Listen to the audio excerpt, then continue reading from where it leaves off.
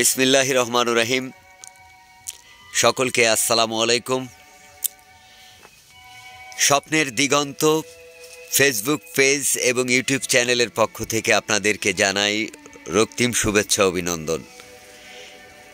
যারা আজকের এই ভিডিও দেখবেন, আজকে আমরা কৃষি বিষয়ক আমাদের চাষি, নতুন চাষি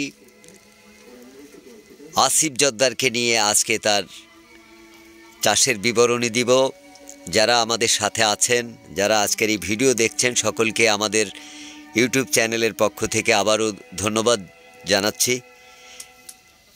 সুপ্রিয় দর্শক মণ্ডলী, আজকের কৃষক আসিফ জোদ্দার পেঁপে চাষি, বসন্তপুর মাঠের ঐতিহ্যবাহী চাষি,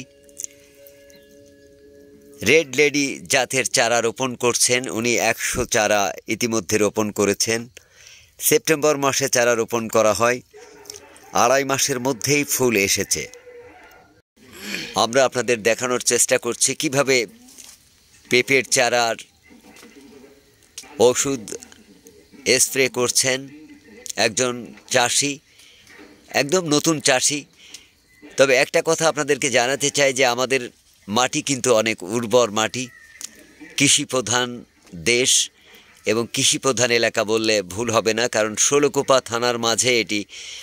ঝিনাইদহ জেলার আপনারা জানেন যে সবজি চাষে আমরা কিন্তু বিখ্যাত নাম করেছি ইতিমধ্যে। আপনারা আপনারা দেখছেন যে অনেকেই আজকের এই পেঁপের চারা রোপণ বিষয়ে অভিজ্ঞতার জন্য তারা নিজেরাও রোপণ করবে তাদের জমিতে, এমনটি তারা আত্মপ্রকাশ করেছে।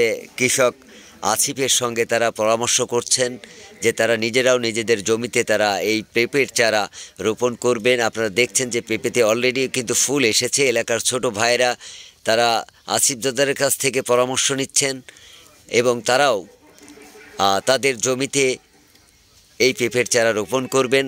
যে কথা বলছিলাম যে আমাদের দেশের সবজি কিন্তু সারা বাংলাদেশে, কারণ বাজার থেকে শুরু করে আপনারা জেনে থাকবেন চট্টগ্রাম, চিটাগং, প্রত্যেকটা জেলায় কিন্তু আমাদের জেলার সবজি যায় এবং সবজি বিখ্যাত এলাকা বললে বলা যায়।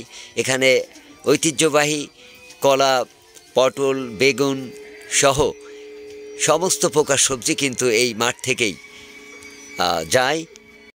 এবং আপনারা জেনে থাকবেন যে আমাদের পাশেই একটি বড় বাজার, শেখপাড়া বাজারে, যেখান থেকে কিন্তু সবজি ট্রাকের উপর ট্রাক, প্রচুর ট্রাক কিন্তু এখান থেকে লোড হয় এবং বিভিন্ন প্রকার সবজি যেমন সিম সহ পাতাকপি, ফুলকপি সহ অনেক রকম সবজি কিন্তু এখান থেকে ঢাকার উদ্দেশ্যে, চিটাগংয়ের উদ্দেশ্যে বিভিন্ন রুটে কিন্তু আপনারা জেনে থাকবেন যে এখান থেকে সবজি যায়।